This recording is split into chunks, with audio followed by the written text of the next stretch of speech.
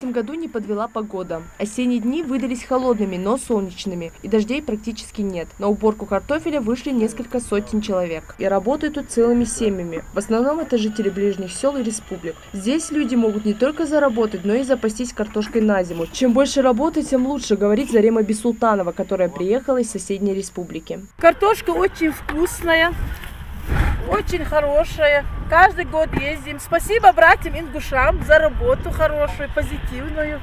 Молодежь очень радуется. В общем, так хорошо. Комбайн здесь не используется. Кроме того, при уборке вручную картофель меньше портится. По словам фермера Амирхана Хашигульгова, ему удалось собрать картофель с 270 гектаров. Остается еще 160 гектаров. Урожаем доволен и погодными условиями тоже. Надеется, что до конца октября закончат сбор. Сорт где-то до 35 именно у поляс. Тиханиус кварталere халхохн мет герт ахохнж мет квартал дикхул цабаху гуус цабасак халква вот переборка варса 200 человек общий устахан اشت بالله проблемы астун жуад дух адам хад дуаткум уз хагули квартал дик дабот бол халя хаштай пар должно.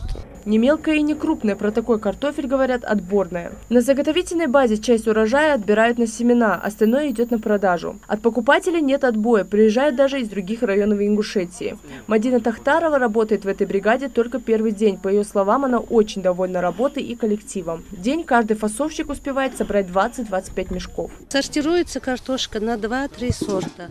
Первый сорт едовая, вот она крупная, второй сорт чуть вот прелая, вот видите, вот это вот срезается, но она идет как второй сорт, и у нее отдельная цена. А третий вот семенная картошка. Семенную картошку они ее убирают на склад, укрывают сеном и на весну уже на поле вывозят сажать. Скоро картошка будет собрана со всех полей. Раньше в продаже было больше импортного картофеля и, соответственно, цены были выше. Но фермеры Ингушетии готовы обеспечить основными видами овощей не только республику, но и поставлять их во все регионы Северного Кавказа. Мака Келиматова, Фатима Галаева, Сурху Кусиев. Новости 24.